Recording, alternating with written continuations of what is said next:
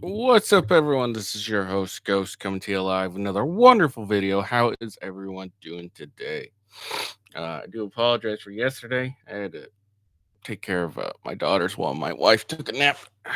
So I ended up having to cancel the show yesterday. So, that's what happened there. Hold on. Let me move this image up, actually. There we go. Let's see. Yeah. So that's what happened yesterday. So I do apologize for that.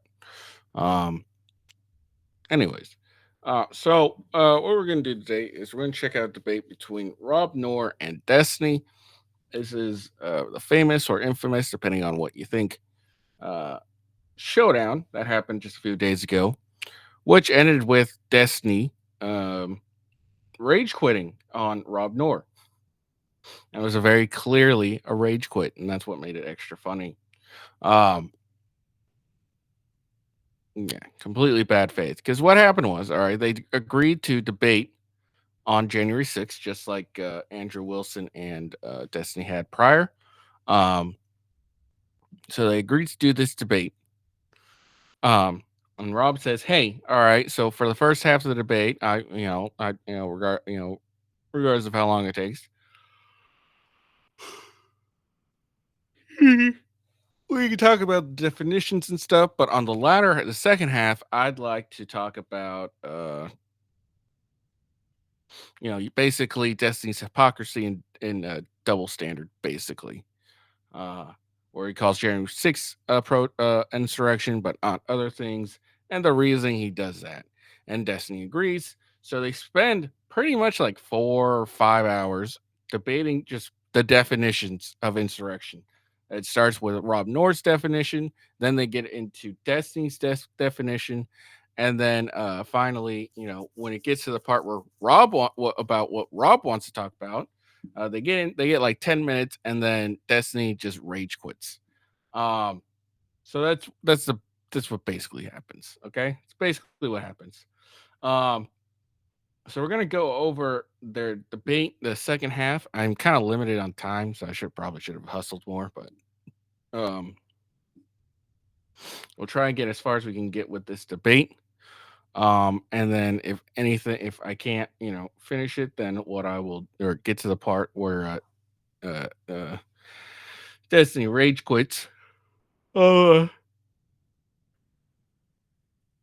let's skip to it and we'll check it out. And then we're gonna do a part two, and then we're gonna listen to Rob Noor defend his definition. Because that was a big criticism with Andrew Wilson. He's like, "Oh, you didn't provide a definition, blah blah, bad faith, blah blah blah blah." Um, People not really understanding that you don't need to provide a definition to dismantle said definition. Um, which was made even more funny when Andrew, after the debate, produced a clip that said that showed uh, Destiny how that Destiny agrees that he doesn't need to have his position to dismantle the position, even though he was bitching and moaning about it. And then another complaint was that Andrew Wilson didn't follow the prompt of the debate and therefore bad faith. But then we have it here where, or didn't carry out with the prompt, um, the agreed to prompt, as they say. And then here we have Rob Noor and Destiny. They agree to a prompt, and now we have Destiny not agreeing to follow through with the prompt. So that was pretty funny. So let's check this out, and yeah, that's the plan, to check it out, watch it, listen to the arguments, and then we'll call it a day. Uh, Before let's do a little housekeeping. Follow me on X at official W Ghost. That's the best way to find out when I go live and what I am up to. You can also watch me live if you choose to. And then of course there's Rumble, rumble.com / with ghost. That's the best way to watch me, regardless, no matter where I am. I'll definitely, no matter what's going on, I'll always be streaming to Rumble. Um, so yeah, so follow me on Rumble, and then of course youtube.com / at with ghost.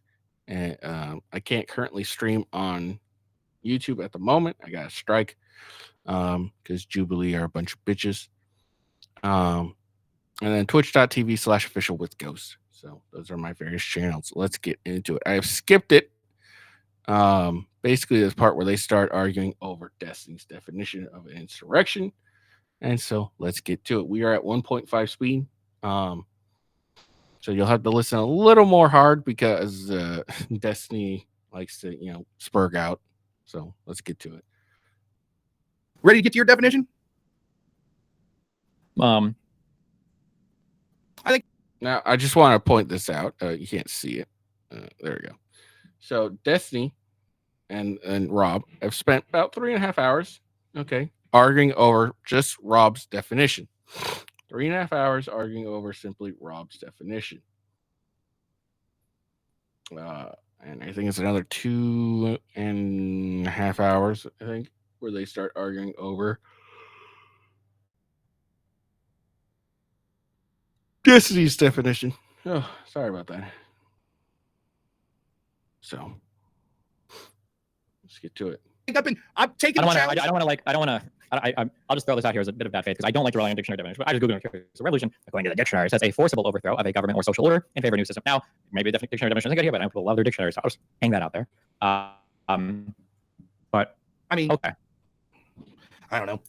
I could also be shitty. I just type in Gandhi's revolution and the AI, the first thing it brings up. Mahatma Gandhi's revolution was a non-violent civil disobedience movement that aimed to end British colonial rule in India. It was characterized by mass protests, boycotts, and satyagraha, holding firmly to the truth. That's something I believe in as well, against British policies. So, I mean, I don't know. What do people call, Gandhi is considered, quote, India's greatest revolutionary, according to Wikipedia. Nelson Mandela, I think it's called a revolutionary. Well, careful, because that would much more fit the traditional terms, because you don't like Mandela, but no, you see what I'm saying. I never said I didn't like Mandela. I'm just saying you can compare Mandela to Gandhi. They actually use violence. There we go. This will go right there with the Rittenhouse and the assassination clips. All right, you ready to get to your definition? Sure. Okay. What is the? Hold on, let me find my. Okay, I think I had 4 points for mine. I think one is you have an assemblage of people that are usually united for a common purpose. You've got you're resisting, I guess, like the implementation or the execution of a particular law or interfering with the course of a government proceeding. You are doing this by way of force or intimidation, and it's for like a public purpose, like some kind of like a grievance or whatever, not to like protect a particular like outcome of a particular court trial or something. I think. Okay, so let's focus on that fourth part first because I think it's the most confusing, just so that we can both clear this up. Public purpose, like so specifically when you were talking about earlier, like the police coming to arrest my uncle, that would not be public purpose, right? That's only privately purposeful to me because I'm just protecting some. That's something that's unless the intent of that was to say the police don't have the right to arrest people that X. Yeah, like if you were to form a militia to try to protect every single murder accuser or accused person of like trying to be arrested, then maybe that could be like for public purpose. But if it's like a particular criminal conviction of a particular person or a particular arrest, I don't know. I don't think that historically that would have counted as like a public purpose. Okay, so I don't think it would count as an insurrection. Just clearing that up to start because I know that was, I think, listening to you previously, I think that was one area of difficulty that I didn't really understand. I thought this hack left-wing lawyer I know, and he was explaining it to me a little. Anyways, so I think in general, the problem with this definition, it is way too broad. Like way too broad to the fact where I think thousands of things would be considered insurrection. So let's go through these one by one. First, let's go through one particular. Hold on. The way that we're going to do this, okay, because this is important, is hold on. You're going to bring up one, but we need to read and look at the facts of what happened because that's more important than just a summary of it and then seeing if it fit. Because the facts here are very important. So we can go through however many you want for as long as you want. I'm going to be clear that we're going to look these up. I'm not going to let you give me one sentence and then say what's the insurrection and go to the next. We're going to look at the facts of what happened. Well, I'm not even interested in doing that right now. I thought that was the second part of this debate. When I said we're going to go through one by one, I meant these 4 things. Oh my God! I thought you meant we were going to go through events one by one. No, right. So what you're saying is this definition says in order for something to be an insurrection, these 4 criteria must be met. Now, is this necessary or sufficient? Elements. These are 4 elements, meaning all 4 are necessary. Okay. So is it sufficient? If all 4 of these elements are made, anything that meets all 4 of these are an insurrection. There's a name for this kind of incorporation in criminal law. I don't know what it's called, but no, it could be a different thing that's like further down the thing. Like, so for instance, rape has all of the elements in it that is included in like sexual assault, or murder has all of the elements in it generally that are included in like assault. But that doesn't mean that murder is assault or whatever. So like, I would say that all 4 of these are elements of an insurrection, but they might also be like elements of a rebellion, which would be or a revolution, which are further stages of like an insurrection. Okay. So I think I would answer your question like yes, hesitantly, but I don't know where you're going with that. So well, wait a minute, because it seems like those were too contradictory. Because in the first answer you said it seemed like you were saying, and obviously this isn't a gotcha. If you want to clarify, that's fine. It seemed like what you're saying the first half of that answer is no, there are things that could meet all 4 of these criteria and they wouldn't be insurrections. But then it seemed in the latter half you were saying, well, no, there are things that could be beyond insurrection that meet all 4 of these things. So my question is, let me just be as clear as possible. Are there things that could meet all 4 of these criteria that would not rise to the level of insurrection? No, it would be things that were at least an insurrection, but they could be beyond. So then this is sufficient then, anything that meets these 4 criteria. So because you had a huge problem if you said no, obviously, because then this wouldn't be a definition. This would just be some criteria that would be necessary. So, okay, so let's start with the first one. The first one is, I think where you got this from, an assemblages of persons. right? That's number one. Maybe I'm getting this from, I think, an assemblage of people, I think, united for a common purpose. Okay. So, like, you put out a notice, like, say, hey, everybody show up to DC on January 6th. We're going to go protest the election. People all there for a common purpose. Okay, that seems fair. I don't think I have much to quibble about that. So, for example, if we just hypothetically go through this, like if you're there to protest fucking your favorite sports team losing, and I'm there to protest Costco raising the price of their hot dog, we'd say, well, that's not really an insurrection, no matter what happens, because there's too many disparate, right? So I think maybe, but you can have an assemblage of people united for a common purpose that isn't an insurrection, right? Like if you go to a Destiny fan meetup, that's an assemblage of people united for a common purpose, I think, right? You could do, and let's just clear this up. You could do any one of these four things, or a combination thereof. It must be all four to be an insurrection. So you could do Correct. 1, 2, and 3, but if it's not 4, it's not an insurrection. Correct. Okay, so just want to be clear. So in a situation where, and I'm not even going to argue this because I think it's clear that there are enough assembled, even if it wasn't every person there was certainly a group of people that were there January 6th with the intent of we're pissed off and we don't want Biden to be sworn in. So I think that easily meets that criteria. Fair enough. We can move on to point 2. Okay. Okay. Second, and what you're reading slightly different. I'm reading directly from, I don't know. This is what Pisco sent me. I thought it was directly from what's the name of the court case? Oh shit, I can't remember. Are you reading the amicus curiae or whatever? Yeah, I think so. So number 2, acting to prevent the execution of one or more federal laws. Okay. Okay. Does it have to be federal law? Was your definition federal law? For me right now, yes, that's what I'm comfortable arguing. It probably could carry over to state. I'm just not sure to insurrect against a state. Well, that seems to be problematic. Why couldn't you insurrect against a state? Can you commit treason against a state? Well, this doesn't make any sense. This argument here, like, well, can you commit treason against the state? Yeah, there's laws against treason. But let's is Destiny's argument here never made any sense, especially when he was debating Andrew Wilson. And I was like, what are you talking about? Like, if all these 4 criteria are met, but it's at the state level against the state law or something like that, wouldn't that be an insurrection against the state? Like, what part of it has to be against the federal law? It doesn't make any sense. And I think later on he ends up switching and saying, no, you can insurrect against the state or whatever. But his argument here just never made any sense. Like, I don't know if you can insurrect against the state. Well, surely, I mean, I think you insurrect against any government, really. Because, like, if all 4 of these criteria are met, and it's at a state level or county level or city level or whatever, and it's against the government of that certain particular area, certainly it would be insurrection. So he's like, I don't know if you can insurrect against the state. It doesn't make any sense. Okay. What would you I'm not say going to argue that against. Okay, but I don't know if that's possible. For example, let's just take a hypothetical like the Chad Zone, right? You don't have to agree that it was an insurrection or anything, but if they take a land away from the state or city government, and that government is also part of the United States government, wouldn't that be insurrection against the federal government as well? I don't know. I wouldn't be prepared. I would have to do more research. Because my definition, hold on, to be clear, because my definition is historically and legally founded, I can't expand beyond what I've researched this definition to encompass. Okay. So you could give me hypotheticals where I could imagine maybe it would be. However, it's possible that there are parts of the law or parts of state legal codes or something granted to the states by some amendment or the Constitution that make it so that you actually can't have an insurrection against a state. That's possible. Okay. I haven't done that research yet. Instead of doing a hypothetical, why don't we go with an argument that you've already made? You made the argument previously that interfering with law enforcement itself is interfering with the executive as they have the ability to, quote, enforce the law. So wouldn't that mean that interfering with law enforcement of a local nature or a state level would also be interfering with the executive idea of enforcement of the law in the first place? It could be, but law enforcement and the executive is also part of the federal government, right? FBI agents could be showing up to arrest somebody. They could be part of the federal government. If you want to try to expose the flaw, look at something here. I can say, this is the only thing I'm trying to head off, okay? If you want, I'm pretty sure that this definition of insurrection, I think it could evenly apply to a state. But if I say that and then you go, oh, well, actually in 1872, there were 2 debates between people in Congress. I said, you can never insurrect against a state. Insurrections only be the other state. Then I said, okay, well, then never mind. I'm just not, because I haven't done that research for a state insurrection, because January 6th is the federal government. I'm just not aware of that. I don't see personally any reason why this couldn't happen against a state as well, though. That is possible, sure. I will say that my very limited reading of this, which okay, so so now we have Stephen. He basically changed. He's like, oh, well, I haven't done the research, so but you could apply that criteria to a state, okay?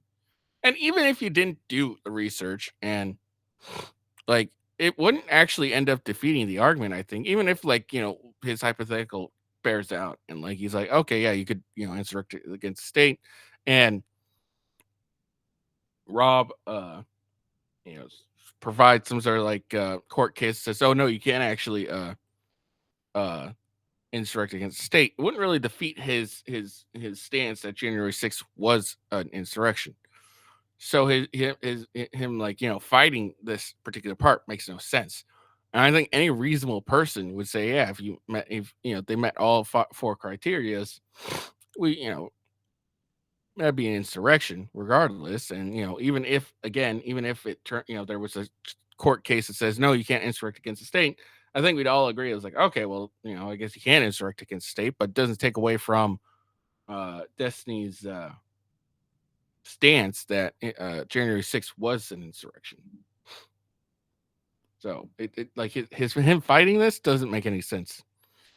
It's very limited. It seems to suggest actually the opposite. It seems to suggest, particularly the authors that you're using, like Graver or Bode and Paulson, seems that they're suggesting that the intent was that they were worried, particularly when it came to the Section 3 of the 14th Amendment, about people in the Civil War that would run for state office or insurrect against their state, like against the government of Tennessee or against the government of North Carolina. And there would be a new governor there that was adherent to the Union and the federal government, and they would insurrect against that person. So wait. Mm-hmm. The fear is that another civil war would happen, right? Well, if you want me to read exactly what Bode and Paulson said, and I know you cited them previously. Yes, and I read that entire paper, and I don't remember them saying that they worried about state elections. Bode and Paulson said, "Broad."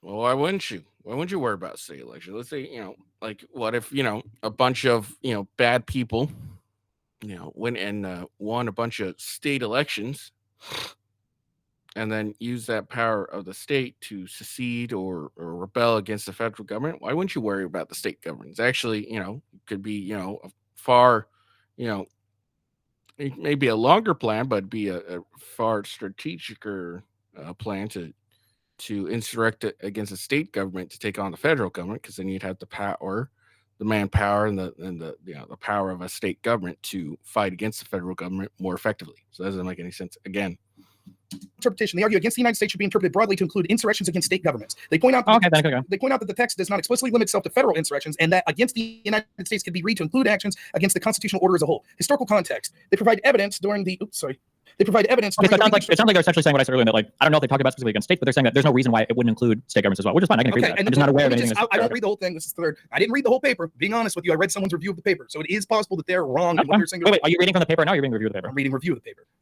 So it says, historical context. They provide evidence that during the Reconstruction era, Section 3 was applied to individuals involved in state-level insurrections. So it's again, I'm willing to have you go through the paper. I started to read some of the paper. I think it's 114 pages. Wait. Whose paper who can you link me what you're reading right now? Believe it or not, no. I can send you a screen cap, but I just took a picture. Or can you tell me who the author is, or tell me what this paper is? Yeah, it is The Sweep and Force of Section 3 by William Bode and Michael Stokes Paulson. Wait, I thought you were reading a review of that paper. Oh, yeah, I'm reading. So this was, let me see. I don't know. I only screen cap the article I was reading, so I don't know the exact article. So what happened was I talked to Pisco like 2 weeks ago. He sent me articles that he was using and you were using, such as this Graver testimony in the Coy Griffin hearing, and which linked to, from that testimony, it linked to Bode and Paulson. And so as I was searching Bode and Paulson that evening, was just doing, I don't know what I have, a Safari search, right? So you searched for a response to Bode and Paulson debate? Well, no, I just searched what they thought about. Again, this is something that's really stupid, is that they both agreed that, that you could potentially insurrect against the state, and I don't think, and all that, and now they're like, and then Destiny's like, well, where do you get that? Because what Rob just says is like, well, it looks like from the people that you wrote that, and again, it's a kind of an irrelevant point here. This is an irrelevant point because it doesn't really take, like, even if you couldn't, like I said, even if you couldn't insurrect against the state, that wouldn't take away from Destiny's stance that, January 6th was an insurrection, because it doesn't make any sense. So and it never made sense with his debate against Andrew Wilson. Is like, there's like, why are you harping on federal insurrection or federal? Why are you harping on insurrection requiring federal law? Doesn't make any sense. Well, now that I think about it, kind of does, because now what he's trying to do, I think, is just try to head off the argument. It's like, all right, well, you think January 6th was an insurrection. What about this? At the state level, was this an insurrection? And then he's, well, no, it's not. That's what he's basically trying to do. But it's kind of dumb, honestly. It's just really dumb and being very, I don't even fucking know. But it's just dumb. Like, you can, like I said, Destiny can easily just give away, like, yeah, I'm sure you could, I don't see why you can't insurrect against the state. Let's move on to the rest of your issues with my definition. State insurrections, and that's what came up. And then I downloaded the paper. I have the paper, but I haven't read it through. I've only read Wait, so are you reading the paper itself, or are you just reading? Because it sounds like you're reading like a review or response to the paper. It's not a response. It was just like an abstract. Sorry. Or something else. Can you tell me, what was it? Give me one quote from it so I can find this just in the paper and I can read it real quick. Sure. Let me see. Well, shit. The only thing they have quoted, let me see. Right? The purpose of Section 3 was to protect the constitutional order at all levels. hold on. Protect the. I'll see if I can. Horse. Try to do that. I'll go for it. Maybe. Yeah. So we got up here. This isn't a ChatGPT summary, right, Rob? No, it's not ChatGPT. I think it's Claude. Okay. Now this is important because they Destiny made that comment. This isn't a ChatGPT summary, is it? And Rob says, no, I think it's Claude. I don't even know what the fuck Claude is, but whatever. And then for the rest of the debate, each Destiny tries to use that against Rob. He's like, oh, if this is a ChatGPT, if this is a ChatGPT, I don't know if this ChatGPT, so I can't take your word for it, blah, blah, blah. And even in his, when Destiny put out his video, he says, Destiny catches like conservative using ChatGPT to defend argument or some shit like that, and it doesn't end up being true. Abstract son of a bitch. Okay. Purpose of the amendment. Do you guys got like some fucking like these legal articles? How do you there and type in like links to papers, not just the federal government? Consistency with other parts of the Constitution. The other parts of the Constitution treat attacks on states. Okay, this sounds like, I could be totally guessing, it sounds to me like somebody went to ChatGPT and they typed in, does Paulson and Baud's paper apply evenly to the state as it does to the federal government? That's what it sounds like was typed in as a prompt, and it sounds like this is an AI summary in response to that prompt. That doesn't mean that it's wrong. I'm just saying that's what it sounds yeah, like. I would say that's probably, yeah. Okay, so the sweep and That's what I'm telling you. Go ahead. Go. Oh, okay. Paulson actually argued. Yeah, so like again, Disney doesn't have anything to prove. He's just like, it just sounds like to me. And Rob's like, yeah, sure, maybe. I don't know. Like, because this isn't a very important argument at all. Like all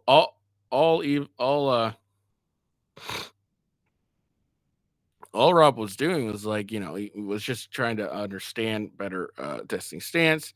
And there was this big argument when it came to Andrew Wilson versus Destiny. They were arguing that you can't insurrect against state was dumb. And Destiny like basically conceded like, yeah, I guess, if you could do, if something happens at state level and meets all four of these metrics, yeah, that could be an insurrection. I don't know the like I haven't seen, I don't know the I don't know though. And Rob was like, yeah, well, he kind of agreed with him. He's like, yeah. And then he's like, oh, well, the people you took it from, oh, hey, they said you could do it at the state level, blah, blah, blah. So, and then, they're going to look up the article, going to basically say that. And now he's like, oh, well, it sounds like someone, ChatGPT this. And then that's the summary. That's what it sounds like. No evidence, just what it sounds like. Broader interpretation of the section of the agreement, including application of state level insurrections. Their key arguments include broad interpretation. They argue that against the United States should be. And now here's Destiny reading the full article, and that's what it turns out to have been saying. Be interpreted broadly to include insurrections against state governments. Okay, can I find that? So there's that quote, against the United States, against the United.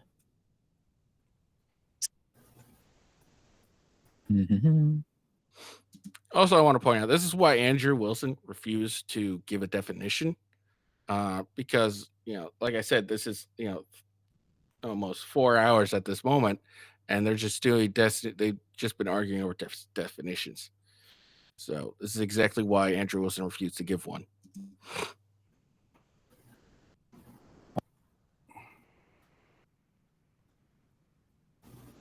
Yes. So they have a footnote here. What about other disruptive, disorderly, even violent protests during the same year? For instance, the many such events that erupted during the summer of 2020 in the wake of the police killing of George Floyd. So far as we can tell, none of these were covered by Section 3. Of course, mere protest is not insurrection. Some of these protests evolved into riots, but even a riot is not necessarily an insurrection. And even if some of them went further, amounted to, quote, concerted, forcible resistance to the authority of government to execute the laws in at least some significant respect, end quote, and met the definition of insurrection, they would seem to be insurrections against the state governments, not the United States, and thus outside the scope of Section 3. But of course, if there were other insurrections against the United States, okay, this is what I remember reading. Okay, make me guess. So if page, so I found the article, page 87. Okay. Right? It's talking about the 1795. When you say article, are you talking about the paper? Paulson, yeah, the paper. Okay. Yeah. So and you're talking about 87. Hold on. Page 87. Top of page 87. Okay. I'll read here. 1975 Act explicitly, just talking about the 75 Insurrection Act. 1795 Act explicitly recited that it was an act in part to carry out execution of power to suppress insurrections, but it also applied to repel invasions and enforce federal law. Together, these were the three circumstances where Congress had the power to provide for calling out the militia. Section 1 of the Act allowed the President to call forth the militia whenever the United States was invaded or in imminent danger of invasions from any foreign nation or Indian tribe, as well as upon the request of state authorities in the case of an insurrection in any state against the government thereof. Section 2 allowed the president to call forth the militia whenever the laws of the United States shall be opposed or the execution there obstructed in any state by combination to powerful, suppressed by the ordinary course of judicial proceedings. Section 2 encompasses insurrections against the United States. And then parentheses. Section 1 specifically deals only with insurrections against a state government. So that seems to at least answer your question as to whether or not there could be insurrections against state governments. Yes, according to the 1795 Insurrection Act. And it provided expressly, which, as you know, these insurrection acts were used as the basis for 14th Amendment in Section 3. Sure. So it looks like in 1795, there was an understanding that you can have an insurrection against a state government. That seems to be the case, yeah. But when we're looking at like how it was passed, when the amendment was passed, was the 14th Amendment 65? Hold on, let me check. 14th Amendment, I should know this. 68, it was 1868. So the 14th Amendment was passed about 7 years later. It looks like there was a historical understanding around 1795, which also kind of makes sense because we're really close to the founding of the United States, that you could have insurrections against state governments. I don't know if that same like train of thought carried through, but there's at least, I agree, there's a little evidence here that at one point in time you could have an insurrection against the state government. And also, like I said, it might be that today we could think of insurrection against state governments as well if we want to as well, sure. I don't know if that would change any part of my argument. I don't know how relevant that is. I'm just uncomfortable biting the bullet on that because I don't know if there's like another law or something like in 1890 that would have explicitly said otherwise, right? But so then page 91, bottom of it, right before the footnotes, last paragraph. Which one? Starts with finally, page 91. Okay, page 91, hold on. Okay, final paragraph? Yes. You mean this whole last thing? Okay, finally, several notable invocations of the Insurrection Act occurred during the period of Reconstruction, during the presidency of Ulysses S. Grant. While these events occurred after ratification of the 14th Amendment and thus could not have formed any part of the subjective understanding of the drafters and ratifiers of the meaning of Section 3, they nonetheless deserve mention as roughly contemporaneous evidence of the objective meaning of insurrection as displayed by important usage within a few years of adoption of the 14th Amendment. Briefly summarized, in South Carolina in 1871, Grant invoked the Insurrection Act, as well as suspending habeas corpus, among other actions, to secure order in dealing with the Ku Klux Klan. In Louisiana in 1872, a contested gubernatorial election, which would be by definition a state election, spawned efforts by white supremacists to overthrow the elected pro-Reconstruction Republican government, culminating in the infamous Colfax Massacre, April 13, 1873, in which a white mob attacked and massacred perhaps 150 black citizens who were attending a courthouse in Colfax, Louisiana, and were brought the Reconstruction Republican government. Okay, we can keep reading, but so then it would seem to be the case that, yes, historically, insurrection has been understood as a thing that can happen against the state as well. Sure. Okay. Not belabor that, that'll come into important later, but I just think that it's worth clearing up that, and I think that there are other people that I looked at that seem to suggest similarly that insurrection against state government would be tantamount to having you revoke from 14th Amendment Section 3. So it would qualify as definite. All right, now on to... Well, hold on, that's a separate argument. It might be true as well. I have to reread the exact language of Section 3. But what you're saying must make sense because I believe local offices people already have been barred based on Section 3. So that should be true. I think that's true. Yes. So okay, so this is now we're on part 2. So we're agreeing that it wouldn't just be federal. This could also be state, and it would still be an insurrection. Okay. Prevent the execution of one or more laws. What does prevent the execution of mean? My understanding of resisting any law or interfering with the course of government proceeding would mean to like resist essentially the United States in their execution or carrying out of a particular law because you're resisting the implementation or execution of that particular law. If you want, I go to the paper, I can read what they give as like definitions or quotations or citations of this. You can if you want, but would it be fair to say if we're just looking at this in a vacuum now? So this isn't looking at like has to be for a public purpose. We're just saying for preventing the execution of a law. So that would literally be anything where I prevent the ability for a police officer to do anything. That would be preventing why not? Because preventing the execution of a law isn't the same as just like not like I think the idea of preventing the execution of a law or preventing the implementation of a law, resisting the law, is that you don't think that law should exist. So, for instance, if you say we were going to kill every single cop that tried to arrest people for jaywalking, then that would be like resisting the that law of jaywalking. But if you were to try to like run from a cop who was trying to arrest you for jaywalking, you're not resisting the law of jaywalking. You're not like resisting in any way to say that like this law shouldn't be a law. You're just trying to get arrested. But these are fundamentally different things. I guess I'm going to need you to look up those definitions then that you had of that because it seems a little tenuous. Like, so you're saying an insurrection against the United States required resistance to any statute or some public law of the United States. Curtis reminded a grand jury.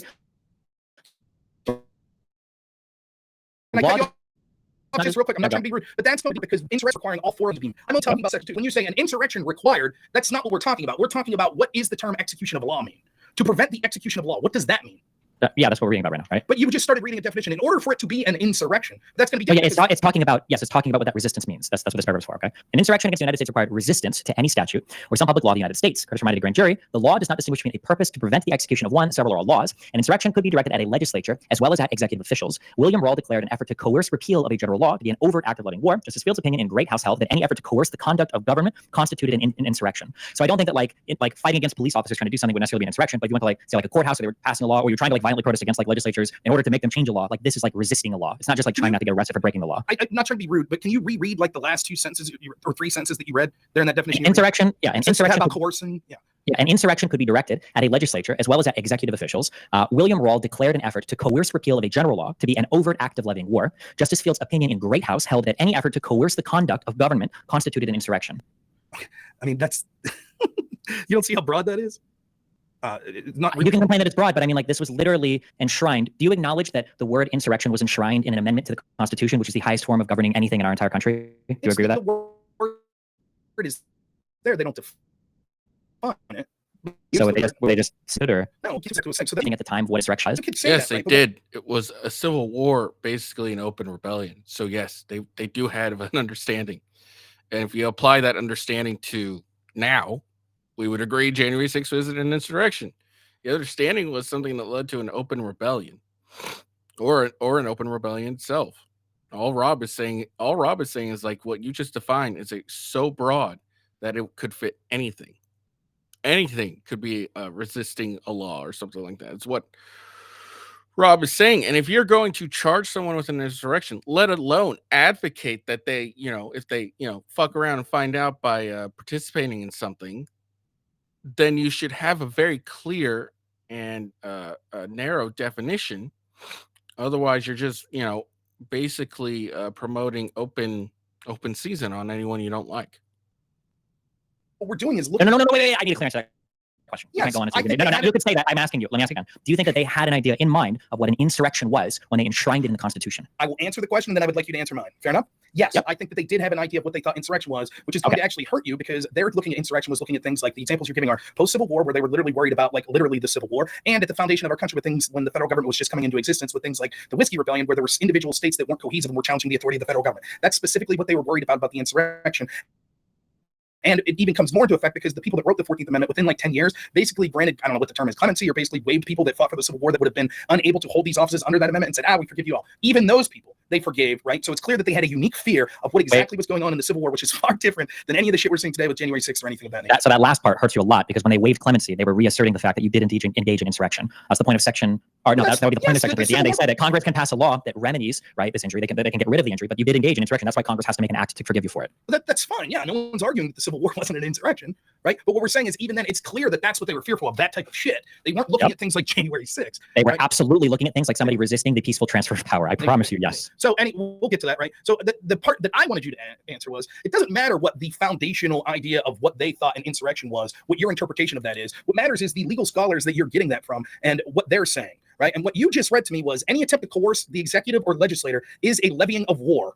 Any attempt to coerce them to change a law is a levying of war against the United States. Now, I've read this enough to know that actually a lot of these court cases that you're going to claim defined insurrection from the 1840s and 1850s, they don't actually define the term insurrection. What they do is define the term levying of war. They then go on to later, other court cases say, well, levying of war is like an act of insurrection or rebellion. So given that they use that same language here, any coercion of the government to change a law is an insurrection?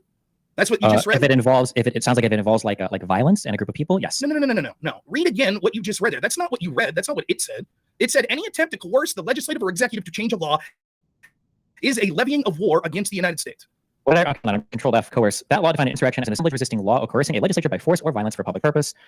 This one was persons engaged in insurrection when they knowingly or voluntarily incite or assist an assemblage resisting law or coercing a legislature by force or violence for a public purpose. This is one I wrote. What was it? What did it say? Coerce repeal of a general. Okay. William Rawls declared an effort to coerce repeal of a general law to be an overt act of levying war. Justice Field's opinion in Greathouse held that any effort to coerce the conduct of government constituted an insurrection. Okay. So define coerce. Coerce, to compel or enforce. Do you think that if we read this court case, do you think he's just going to say make a strong argument? Well, I don't know. It's evidence that you. Okay, wait. We have all the time. Let's read it. United States v. Greathouse. Let's find the source of this quote. Justice Field said, "Coerce the conduct of government constituted an insurrection." Okay, control. Can you wait 1 second so I go grab a water? You all right with that? All right, I'll be right back. Yeah, go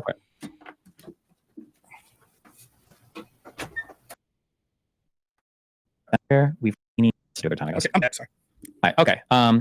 Okay, so I'm looking at this case. So this seems to be on the First Court of Appeals, a federal case, United States v. Greathouse et al. Okay, so in reading, I'm just going to read this paragraph to see where this is from. Okay. Or should I go up? I'll start here. Wait.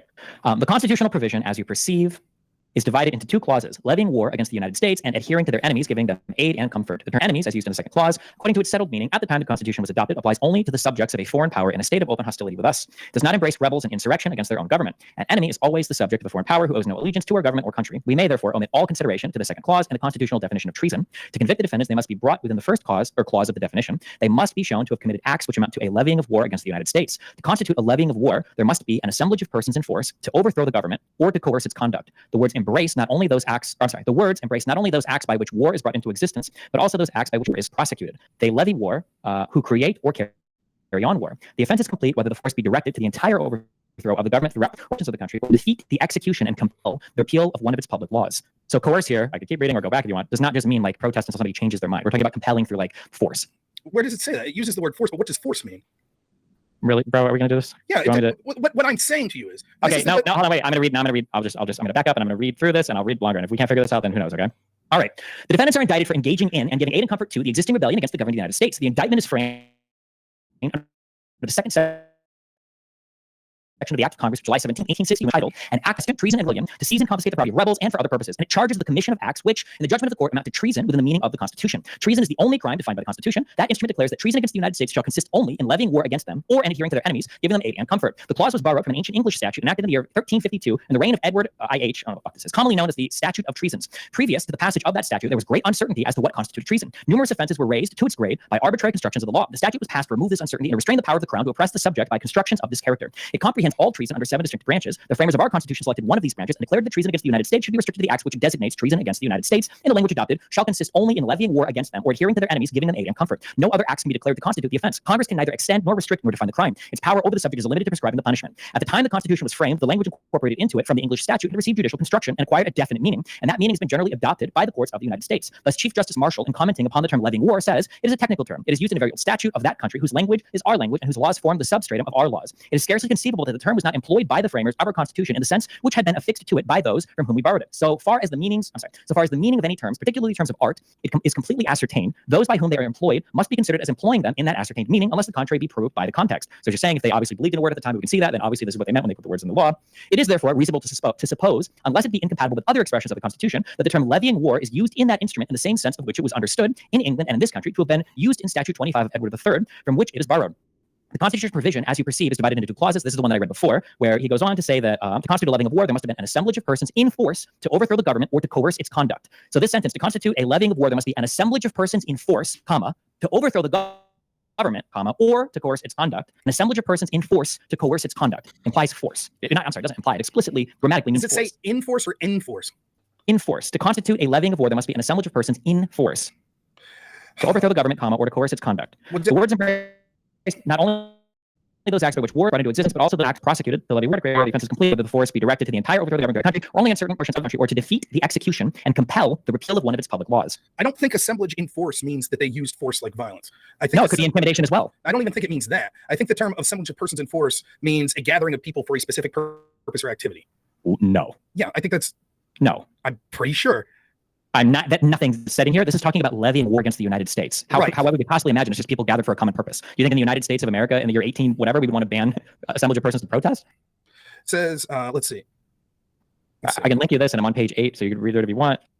Here you go. Page 8 of this PDF. Oh, just one second. Nope, no good. So it's difficult to find an exact definition of persons in force. Because this is a common, well-understood meaning. What we would say is, if it's a common, understood meaning, it should be pretty easy to look up a concrete definition. Destiny. When I type it into Brave, this is what comes up. Define assemblage of force of persons. What's Brave? So like Google, just less corporate.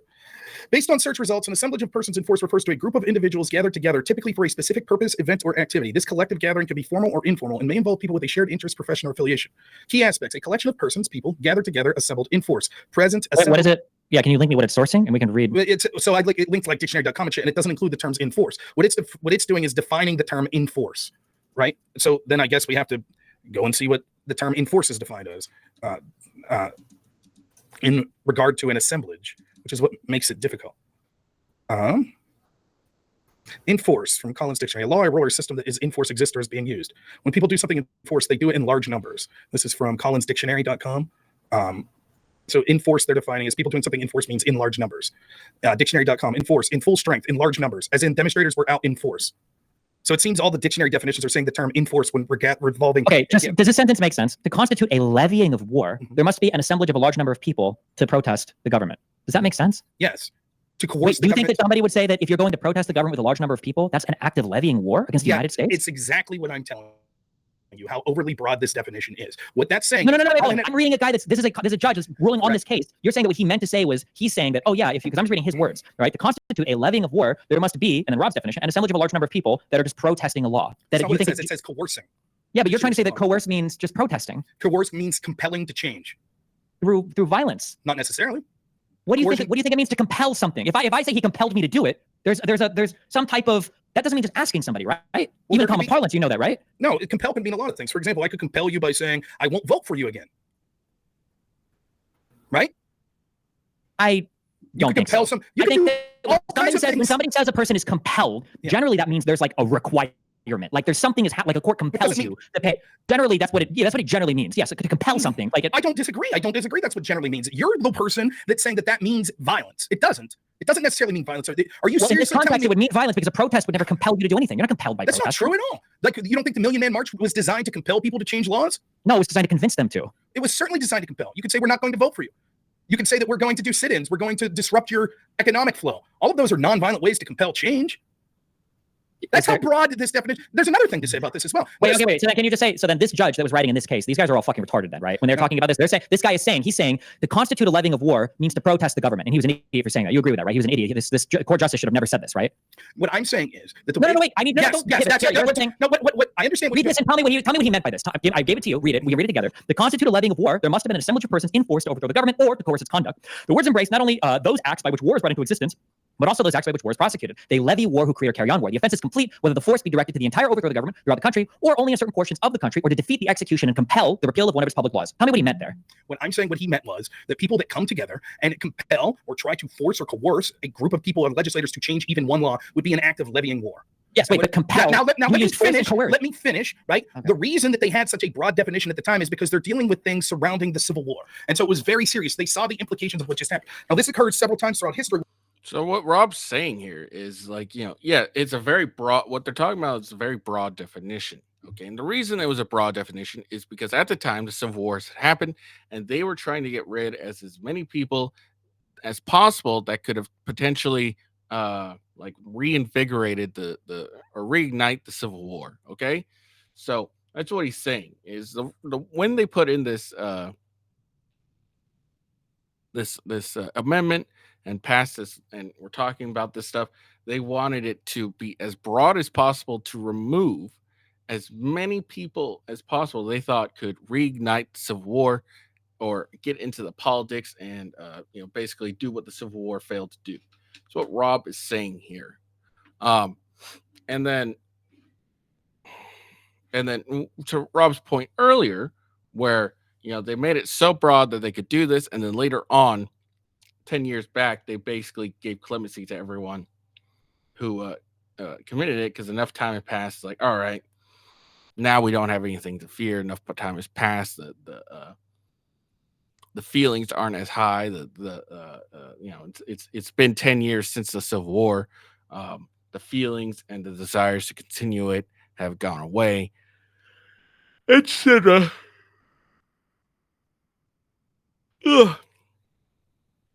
Well, we can see that laws are very much more strict in certain times. And there's more strict interpretations of what was meant. So the founding fathers, when they're looking at sort of things constituting us fighting as a fledgling country, the Articles of Confederation falling apart, states not agreeing with other states, so they create the Constitution. They were very concerned with the cohesiveness of the United States. So they were going to have a more thorough and expansive definition of what levying war against the United States was. Also true when it came to sort of worries about, and this is particularly using the term treason, because they were worried that there were people sympathetic to the British Crown that were still in the United States. The reason that I'm saying that this definition no longer applies or hasn't applied legally as either the legal standard or the colloquial standard is because if we accept this definition, there would literally be thousands upon thousands of examples in the past 100 years where Section 3 of the 14th Amendment or the seditious conspiracy or the insurrection laws would have been applied or could have been applied. But no one thinks that way. No. Okay, let's assume, so I'm not going to grant this. I'm going to come right back to this. Sure. But I'm just to check for consistency. You agree that the Second Amendment should basically be completely repealed, right? Because no part of what a firearm was understood to be at the time or how state militia, no part of that exists today. And that is a very bad argument for Destiny. While, the idea of an AR-15 would be non-concept at all, okay?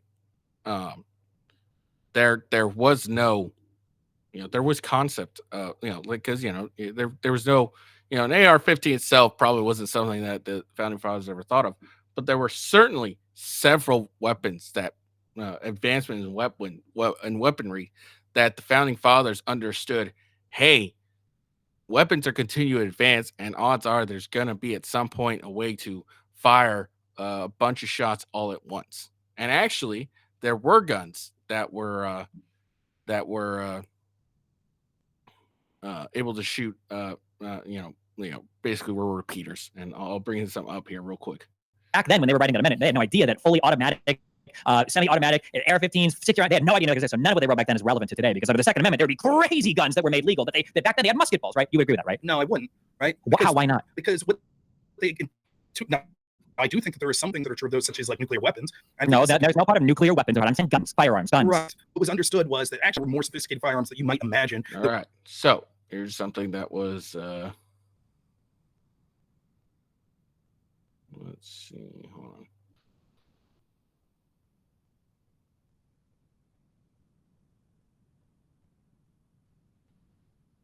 Okay, so here's something that was in 1776. It's a Girardoni air rifle. It's an air gun designed by Italian inventor Bartolomeo Girardoni circa 1779. The weapon was known as a wind rifle in German. One of the rifles more famously associated is its use on the Lewis and Clark expedition to explore the map of the Louisiana Purchase of 1803. The Girardoni air rifle. So basically, the advantage of a high rate of fire. So it was able to fire rounds. So feeding system, 20 to 21 round magazines or hopper. So he was able to fire, multiple rounds at once. Or not once, but it was a repeater rifle, basically. Okay. So there, Destiny's argument is defeated there, because I would argue that the founding fathers knew about this stuff and was like, yeah, okay, definitely, a weapon like this, would happen. Let's see.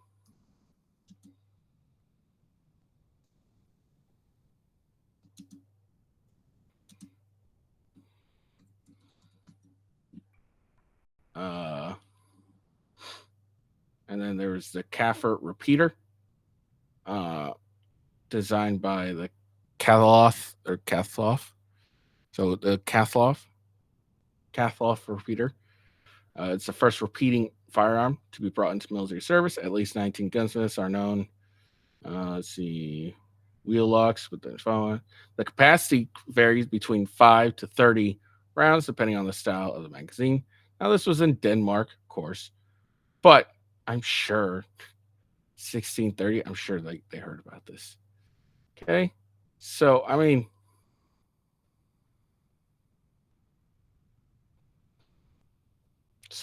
Destiny has an irrelevant point here. Let's see. And then even cannons were recognized as protected by the freedom of speech, by the letter of marque to by, was it James or John Madison? So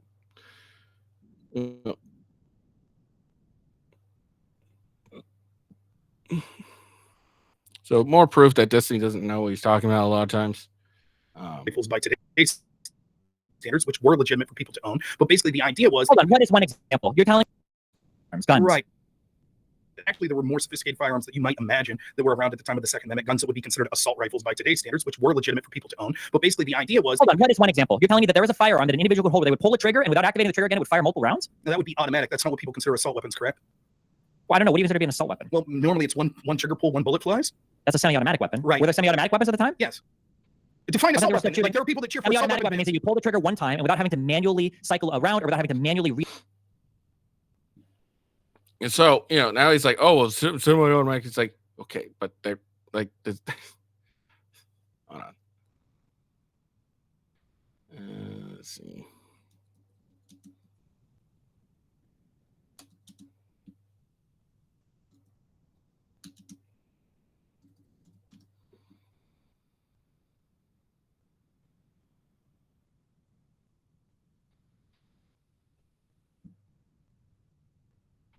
So there's the puckle gun. Okay. Again, cannons, the Girardoni air rifle. These are all weapons that fired, that didn't, would fit the definition of a semi-automatic weapon at this point. Reload a musket, it'll fire again over and over again. Did these weapons exist at the time? Yes. Buckle Can you gun. name one? Gatling gun? A Gatling gun cannot be held by an individual, no. But could you own a Gatling gun? I have no idea. Did anybody own Gatling guns? I think so. It's a buckle gun that they're actually talking about, which was the early Gatling gun, the Giardoni air rifle. Cannons were allowed under the Second Amendment. Even James Madison was like, yeah, no, cannons are protected under the Second Amendment. You think so or you know so? Now, let me be clear. I'm talking about. Hold on, the Gatling gun was invented in 1861. Two. Try again. Wait. The Gatling gun was invented in 1861. Try again. All right, let's look this up. It's a buckle gun. First semi-automatic weapon first.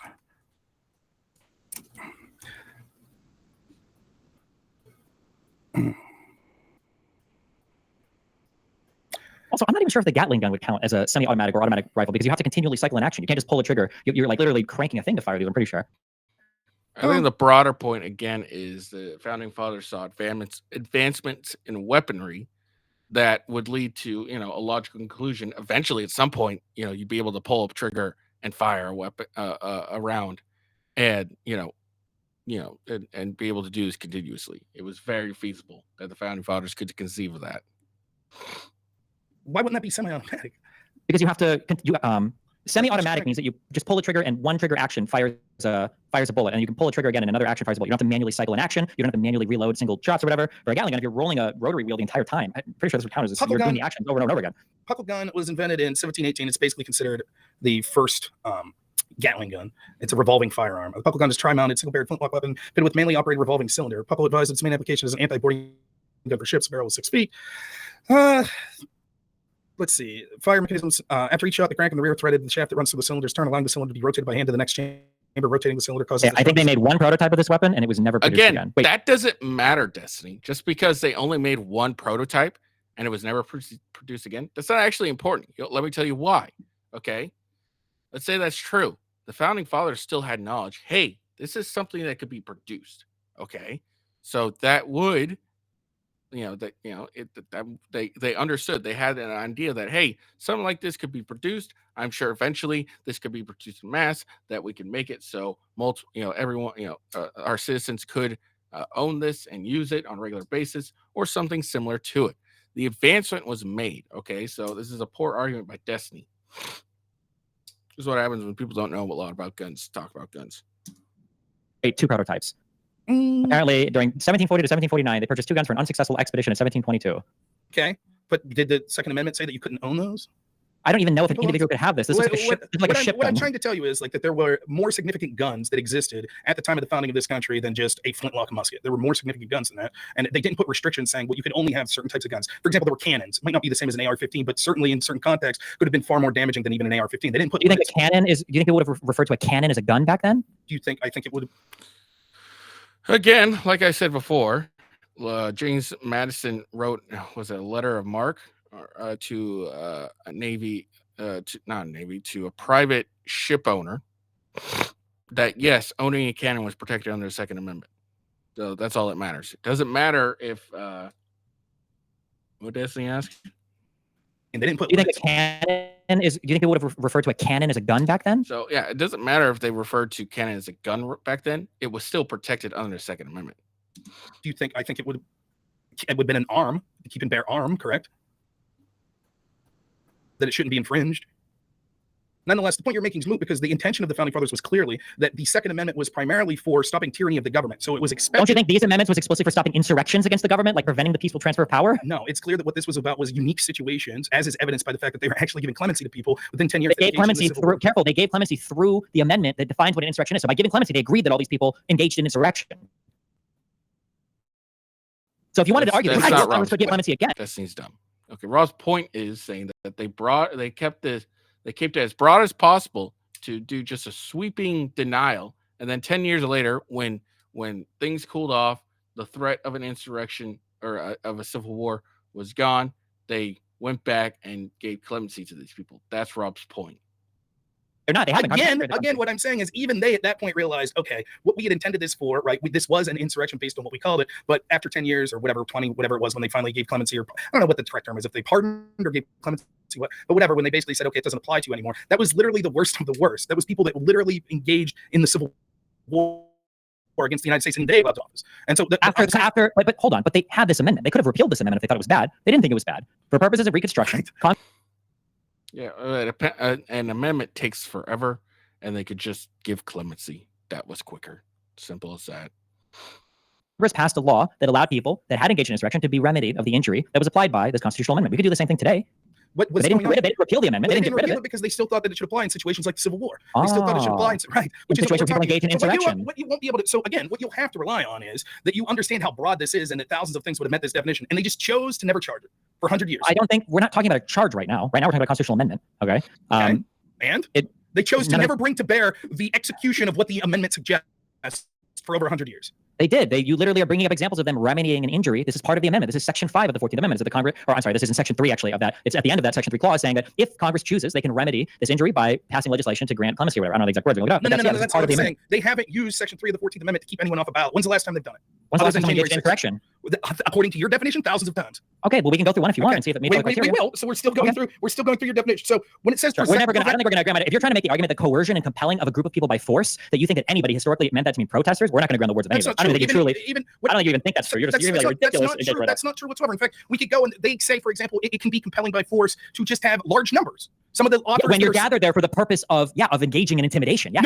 No. It says that large numbers themselves are intimidating. So wait. You disagree with that?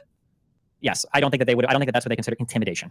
So just to be clear, if I could find an example, I just want to be clear. If I could find an example from these court cases that you say there's historic that says that engage groups of large people that outnumber police that are there protesting itself, those large numbers, even without weapons, could be an act of intimidation, then you'd be willing to concede that this would mean thousands upon thousands of things have been insurrections in this country. You concede that?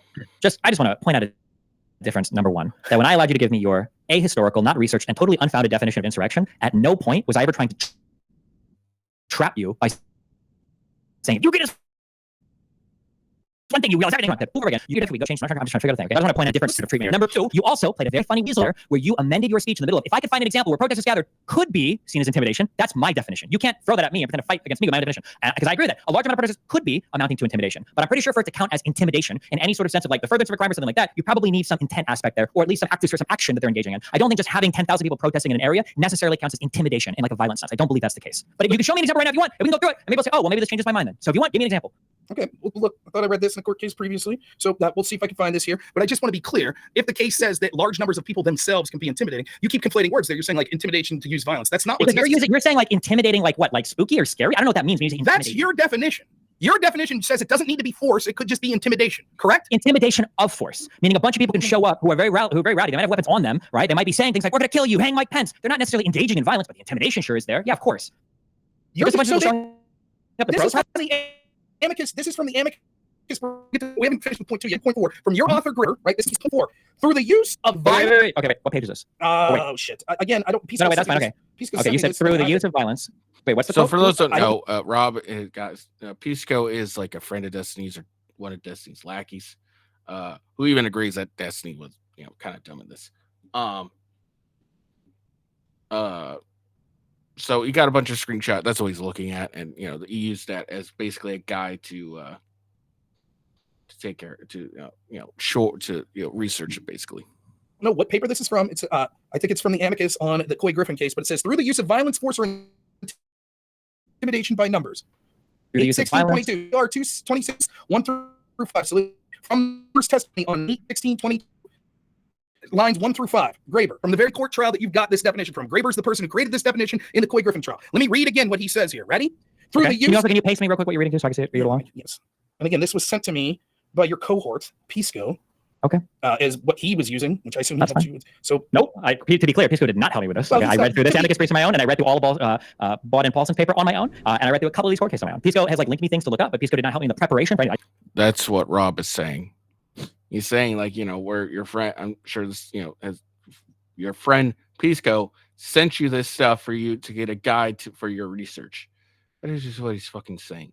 God damn. All of my prep on stream. I read this all on stream. Everybody watch me. Okay, I'm being a little tongue in cheek. Pisco's never hit anyone, so we get that. Damn. Did Did that shit send you before? Yeah, there you go. Okay. Okay, hold on. Let me open this. Go for it. 4, we're not here yet, but just so we, 4, through the use of violence, force, or intimidation by numbers. Not, you said, oh, it means intimidation of violence. No. It specifically says intimidation by numbers. Which the clear implication here is what he's saying is if 1 million people show up and they're protesting the law, the fact that there are so many people that overwhelm the. Rob, what do you think intimidation means? It could mean, it means, let me think of, without looking up what I would say intimidation means. It means. What do you think it means to intimidate? To scare someone through your presence. Yeah, and how are you scary through your presence? Is if they think what's going to happen. But it could be a lot of things. Probably violence. Not necessarily, but let's say that is the case. Let's say I can see that. And it's not that they have to think violence will occur. They can think that if violence did occur, this group is so intimidating. And we know that they are, quote, levying war if they're intimidating and they are trying to get a law changed, trying to challenge the executive on something. So if a mob of 1 million people show up at a 1 million man march and they're saying things like no justice, no peace, and they want significant changes to the way laws are applied, that would by its very nature be intimidation by numbers, which is exactly. Okay, here, I'm curious. Do you want to read through the Graber case where it brings up intimidation? We can see what they're talking about. Yeah. Case of Fries. Graber, is this a Supreme Court case or a district court case? Graber. Oh, fuck, it's citing this fucking brief. Okay, see also, e.g., case of Fries. 9F. Okay, I'm looking for case of Fries. Okay, this was in 1800. The year is 1800. This is a court case. I think this was a federal case, correct? In the circuit. I'm just going to resend to around when I find intimidation. 99 in the tree of God, assemble and combine against the said United States, and then and there with force and arms, wickedly and traitorously, and with the wicked and traitorous intention to oppose and prevent by means of intimidation and violence the execution of the said laws of the said United States, within the same did array and dispose themselves in a warlike and hostile manner against the said United States, and then and there with force and arms, in pursuance of such their traitorous intention, he, the said John Fries, with the said person, and so as aforesaid, traitorously assembled arms, aforesaid wickedly and traitorously did levy war against the said United States. Okay, that was the first of 13. Can you link me this? On page, I was on page 2. I'm just Control F, intimidation of said laws of the United States. Let's go this. It means a force and intimidation. Oh, okay. Here we go. He said he should be able to prove that John Fries, the prisoner at the bar, did oppose the execution of 2 laws of the United States to effectuate which he was provided with men who, as well as himself, were armed with guns and warlike weapons, by their numbers and military appearance, were sufficient to accomplish their purpose, which was not only to intimidate the officers of the government appointed to execute the above laws themselves, but to release from the custody of the Marshal of Pennsylvania a number of persons who were held in prison by the said Marshal and prevent him executing process upon others. So this is saying that because they were armed with guns, swords, and other warlike weapons, which by their numbers and military appearance were sufficient to accomplish their purpose, even without engaging in violence. Yes, so that sounds intimidating, but not just because there were a lot of people, it was by numbers and military appearance, and because they were armed with guns, swords, and other warlike weapons. Okay, so that's okay. Let's keep looking for other intimidation. Endeavor by intimidation, express. Okay. Again, there can be no distinction as to the kind or nature of the law or the particular object of which the law was passed, since all are alike the acts of the legislature who are sent by the people at large to express their will. Force need not be used to manifest the spirit of rebellion, nor is it necessary that the attempts should have been successful to constitute the crime. The endeavor by intimidation to do the act, whether it be accomplished or not, amounts to treason, provided the object of those concerned in the transaction is of a general nature and not applied to a special or private purpose. Read that again. I'm sure. Also, paragraph. Mr. Rawl then proceeded onto the court to state the law. The treason whereof the prisoner was charged was, quote, levying war against the United States, end quote. When he asked, was levying war against the, what he asked was levying war against the United States, he conceived himself authorized upon good authority to say, war only is an open manifest avowed rebellion against the government designed of overthrowing the Constitution, but it may consist in assembling together and by actual force or by terror, opposing any particular law or laws. Again, there can be no distinction as to the kind or nature of the law or the particular object for which the law was passed, since all are alike the acts of the legislature who are sent by the people at large to express their will. Force need not be used to manifest the spirit of the rebellion, nor is it necessary that the attempts should have been successful to constitute the crime. The endeavor by intimidation to do the act, whether it be accomplished or not, amounts to treason, provided that the object of those concerned in the transaction is of a general nature and not applied to a special or private purpose. In order to effect the object of those embarked in crimes of this high nature, it is well known that various means are necessarily employed. Various acts may be perpetrated to accomplish the main end. They may proceed by the execution of some enormous crimes, as burglary, arson, robbery, or murder, either or all of them. But even if one of those crimes were committed, even if one or all of those crimes were committed, except the purpose should be of a general nature, they may form distinct and heinous offenses, but the perpetrator may not be guilty of treason. A particular friend party should have been custody marched by endeavor by intimidation. And it talks specifically about a collection of numbers, correct? Yes, to... now I'm looking at this. Go to page 10. Here's the top. Quote, as he stated... Wait. Page 10. Page 10 at the top. Okay. As he stated before, Mr. Rawls said levying war in the United States against the United States was a crime defined by the Constitution in relation to the Republican form of government existing among... Wait, hold on. I'm sorry. I can't find where you're at. Wait, I'm sorry. Is it page 10? Yes. Maybe I'm looking at something... Oh, I'm sorry. No, wait. You're right. No, you're good. Go ahead. Yeah. Levying war in the United States against the United States was a crime defined by the Constitution in relation to the Republican form of government existing among us now. It can only consist in an opposition of the will of society, which we're all members, declared and established by a majority. In short, an opposition to the acts of Congress, in whole or in part, as to prevent their execution, either by collecting numbers, by a display of force, or by exhibiting that degree of intimidation which should operate in either way upon those charged with the execution of law, either in the United States or any part thereof. This is sense within this term or there. Either collecting numbers, by a display of force, by exhibiting a degree of intimidation should operate. So this is Rawls clearly saying that a collection of numbers is enough to generate the term levying of war. Okay, let's assume, for sake of the argument, let's say that, or let's just ask ourselves this question. Do you think that at this time in the United States of America, do you think that these people are talking about if any number of people gathered to protest a law, that counts as levying war against the United States? Yes, that is what it seems. That is as broad as what they're suggesting. Now let's go to page. Okay, wait. In that case, we're at an impasse. We'll never agree because you don't exist inside of any kind of like historical understanding or inside of like any kind of legislative. You don't. We can't agree. You don't understand a historical understanding. Blah, blah, blah, blah. It's like, I'm just reading what the dude said that you've gotten your argument from. What are you talking about? Judicial understanding of the history of the United States. You're like on an alternative history for the U.S. It's what I think they're saying. What I think they're saying, as is quite evident, is that. And again, Rob's point is that the terms they used were so broad that it could, be just it was just way too broad. Like the terms they're using were way too broad. That's what Rob's entire point has been.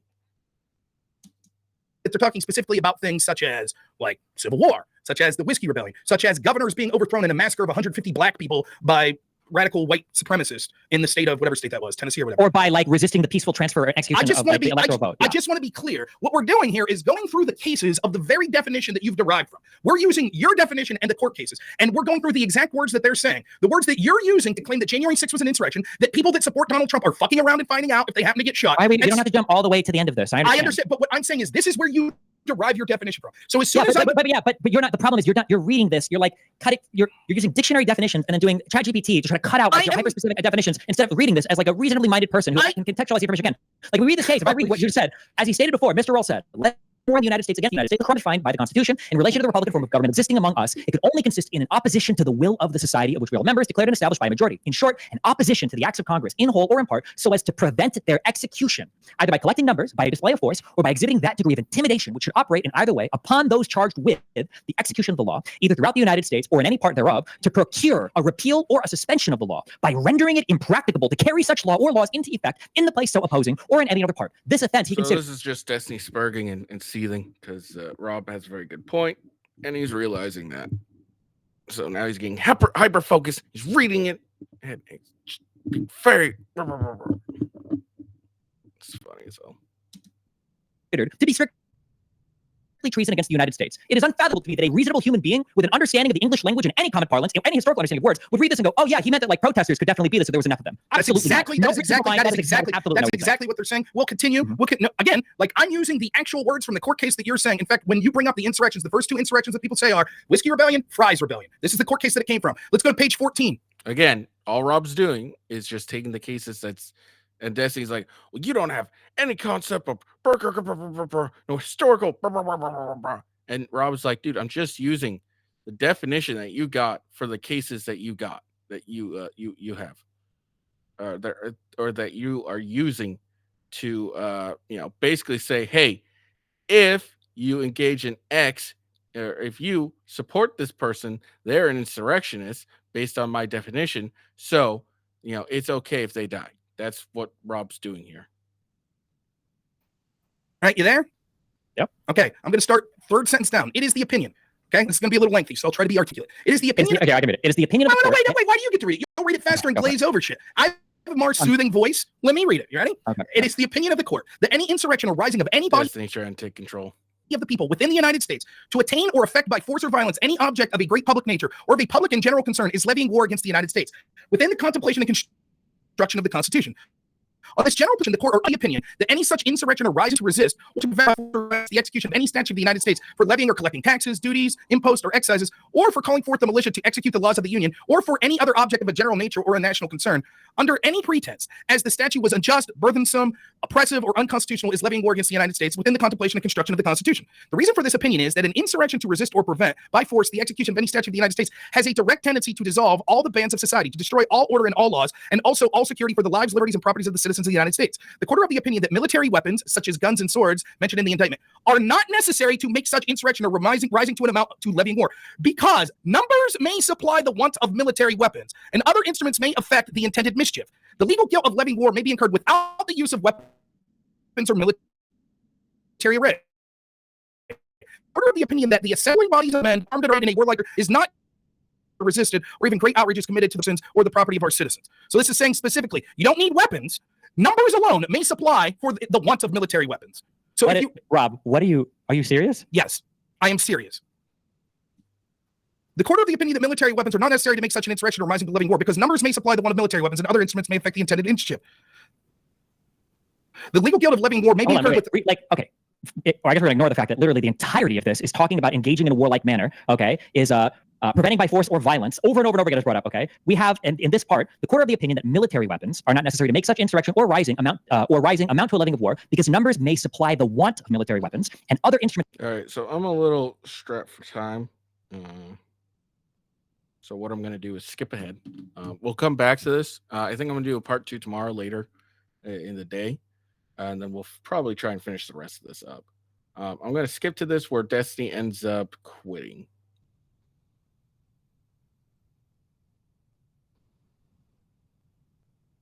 And the link to the full video is in the description, FYI. That might have happened, Rob. I'm telling you, it might have happened. An example. What do you? Look, I know that there are reporters right here at this time, whatever. You like acting like it's insane. Is evidence.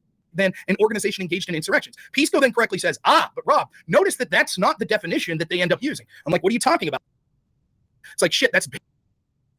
Are you implying that the reason why the court didn't give a... I'm not saying that specifically. If we look at the definition they on a city, it is a rising against, clear cut, says it's from the...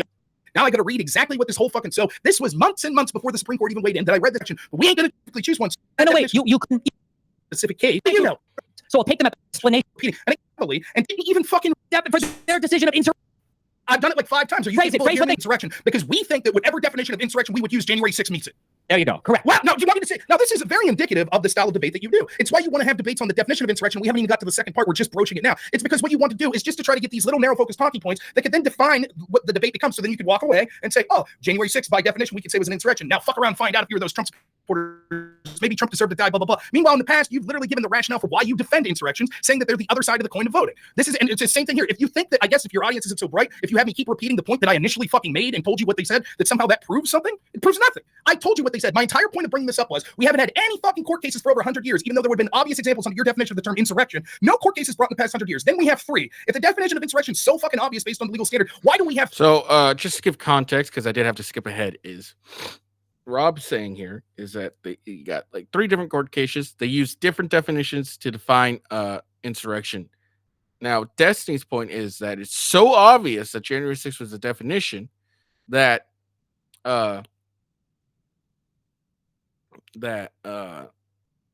you know it was so obvious that it was an insurrection. So it's okay for me to advocate for the death of these individuals because they are supporting who I view is an insurrectionist.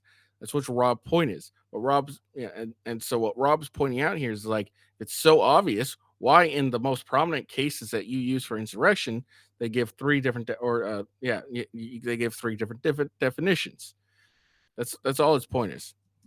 3 fucking different definitions or attempts at definitions given in 3 separate court cases. If the definition's so obvious, they should all give the same definition, but they didn't. It's almost like... Again, the point of the matter is that, like, you know, like people don't understand this, and you can tell by the chats and Rob's thing, is what they're not understanding is Rob's point here is if it's so obvious, but these court cases gave 3 definitions, separate definitions, that an insurrection could be a various things. So for you to advocate for the death of individuals, is morally wrong, I guess. Basically, that's what Rob's basically getting at, because this final third of the debate is really just Rob getting to what he wanted to talk about, which was Destiny's double standard and the fact that he's advocating for the deaths of individuals because he believes Trump's an insurrectionist, but the term insurrection isn't really well defined. That's Rob's point. Like something changed in the past 100 years. It's almost like they were like, we no longer view insurrection things like the Vietnam War protest. It was brought up. Ted, he booted me. Okay. Or any other number of Black Lives Matter, or suggesting things like the Vietnam War protest, or suggesting things like the attacks on ICE facilities, or any other number of things, even the Chaz zone. None of it was brought up. And you know why. Did I lose you? I did. He booted me? Wow. Really?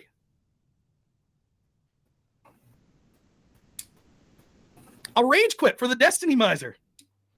So there you go. So this is Destiny. He just rage quit. They just got to Rob's point. Rob's pointing out his point, and instead of listening and being good faith, Destiny just leaves. He's just like, I'm just gonna quit. And you know what? We're gonna get a better look at this. Okay, we're gonna check this out right here. So there you go. Let's listen to this. So I just want to be clear. You know the intent of the members of the Colorado Supreme Court and why they chose to not take a specific definition. That's your argument. I'm saying that the one that they've offered makes sense, so I'll take them at their word for it. The one that you're offering doesn't make sense. Yes, they did. What did they offer? They specifically said they're not offering an all-encompassing definition. I said the explanation for that. What was the explanation that they gave for that? The explanation was that they thought that that this would have met any definition of insurrection. And you're literally repeating. And again, so two things. One, you're just repeating what I said at the outset of it. And second, it gets to the broader point. As someone who's fucking researched this so heavily and talks about this case often as, oh, well, there was a case where they ruled this was insurrection. There was the New Mexico case and there was the Colorado case. You didn't even fucking read the court decision, man. Rob, I literally told you like 20 times that they use a three-pronged thing for their decision of insurrection in this case. How many times did I do not? So you did read it before. That's what you're saying. A long time ago, yes. Or at the very least, an executive summary. But I'm pretty sure I read the case, yes. So you read it, or you were unaware that they specifically said we're not giving an actual definition of the term insurrection. It's that the way that you're phrasing this is not accurate. What did they say, Rob? Are you even capable of phrasing what they said? Yes, I've done it like 5 times. Phrase what they said. Phrase what they said. Right. There is a lot of varying definitions of the term insurrection, but we're not going to settle on one actual definition of insurrection because we think that whatever definition of insurrection we would use, January 6th meets it. There you go. Correct. Well, no, you want me to say, now this is very indicative of the style of debate that you do. It's why you want to have debates on the. Okay. Actually, no, I'm not. We're just going to say Jesus fucking Christ. So there you go. A complete and utter bad faith by Destiny. He goes and just exit out and leaves the debate. They spent like 3 hours on. I don't know if we could dive into. It's not worth it. So they spend 3 hours or 6 hours, basically 5-6 hours, however you want to talk about it, arguing over definitions, which is what Destiny wanted to do. And then the second they get into what Rob Noerr wants to talk about and points out, the double standard and blah, blah, blah, that, basically what Rob wants to talk about, which was the agreed upon prompt for this debate. What does Destiny do? Well, he cuts and runs like a coward. So that's all you really need to know about this. Now, again, I ran short on time and I got shit I need to do. And I got to work here soon. And I got to get ready and go to work in a couple hours. I'm going to go upstairs and let my wife go and take a nap for a little bit. But yeah, but that I just wanted to show that is they end up they argue forever, and Rob, whether you agree with Rob's points or not, you cannot deny that he agreed that when it came to the prompt, he agreed. They agreed to a prompt. He stuck with that prompt, and then Destiny, when he ends up getting to the part where Rob wants to get to, he just has ups and quits. And I think that really shows, everything that you need to know about this particular debate. So Destiny has lost twice. He lost to Andrew Wilson and he's lost to Rob Noerr in this particular debate. And it's interesting because they're both two different sides, basically. Andrew Wilson refused to give a definition and refused to fight, over, because this is exactly why Andrew Wilson didn't give a definition. He knew they'd spend 6 hours just debating over each other's definitions. So Destiny lost in that debate clearly. Okay, and the main complaint that a lot of people had was one, Andrew Destiny fans. One, Andrew Wilson didn't give a definition, even though both he and Destiny both agree that you don't have to give a definition to argue a point. Okay. To argue against someone else's definition. And now we have the other side, which is Rob Noerr, who and so the complaint for Destiny fans, was Andrew Wilson didn't give a definition, and Andrew Wilson didn't what's the word I'm looking for? Didn't follow the prompt, basically the debate prompt. Now we have here, what we have here is Destiny, who got what he wanted, which was someone else giving a definition. They argued over the definition. And then when we got to the second part of the debate, or third part, I guess, if you want to be accurate, the debate prompt, what happens? Well, he just runs away. And that, I think there's nothing more you can really say about the bad faith of Destiny, which is hilarious.